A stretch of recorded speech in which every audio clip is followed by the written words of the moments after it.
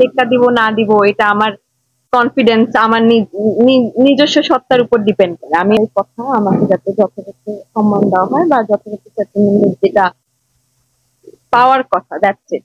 একদমই জানি না, আমি তার তখন কোনো ছবিও দেখি না। ওইখানে একবারে গিয়েছি, ওটা ওই 2 দিন আগে রাতের যে কাহিনীটা হয়েছে ওইখানে। হ্যাঁ, তার আম্মা ছিল। বিভৎস রাত, এছাড়া কখনো যাওয়া। হ্যাঁ, এটা এরকম একটা আশ্বাস দিয়েছে, কয়েকদিন তারা টাইম নিয়েছে। করার কারণে কি আপনার না না না, সংবাদ সম্মেলনটা আর 2 দিন আগেই বলা হয়েছিল। তো আমি সাংবাদিক ভাইয়েরা যখন আমাকে শুরুতেই হেল্প করেছে, আমি সংবাদ সম্মেলনের কথা বলে আজকে কাট অফ করে দিব, ওই পাবলিক তো আমি না।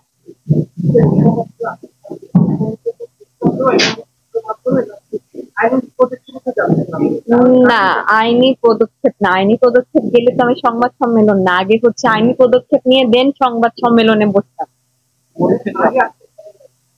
আগে আসার একটাই কারণ, যাতে মানুষ এটা নিয়ে আর নিয়ে না করে, আর তাদের সমঝোতার যে টাইম লিমিটটা তারা দিচ্ছে ওইটার জন্য আমি ওয়েট করতেছি। আফটার দ্যাট আমি সবাইকে জানি যতটুকু সময় নিয়েছে ওই সময়ের মধ্যে খুব তাড়াতাড়ির মধ্যে এটার উত্তরটা মানে আমাকে জানি। না, একদমই না, চাপে ফেলার আমার ক্ষমতা নেই কারো চাপে ফেলার। চিনিয়েই কোনোদিন কোনো কথা বলিনি। আমার জানা মতে তার ওয়াইফ এখানে থাকে। সবশেষ আমার তার সাথে কাল কথা হয়েছে, নর্মালি কথা বলেছে। সে বলেছে যে সে আমাকে বলছে যে জানাবে, জানাচ্ছে সব দিয়ে দেবে।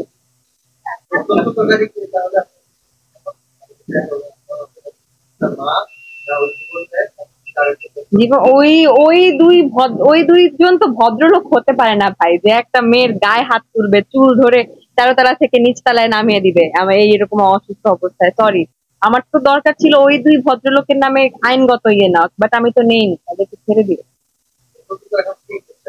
আমার তার সাথেই কথা হচ্ছে, তো ওইভাবেই ফ্যামিলির সাথে।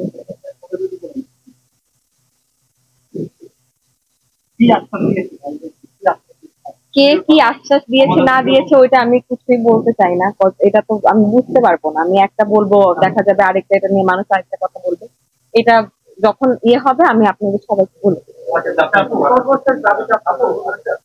সর্বশেষ দাবি আমার জিনিসটাকে লিগালাইজ করা, আমি যাতে মাথা উঁচু করে সমাজে বাঁচতে পারি, আর আমার সাথে যেটা হয়েছে এরকম যাতে আর নেক্সট টাইম কারোর সাথে না, আর ওই দুই লোককে শাস্তি দেয়, যে দুই লোক আমার গায়ে হাত তুলে।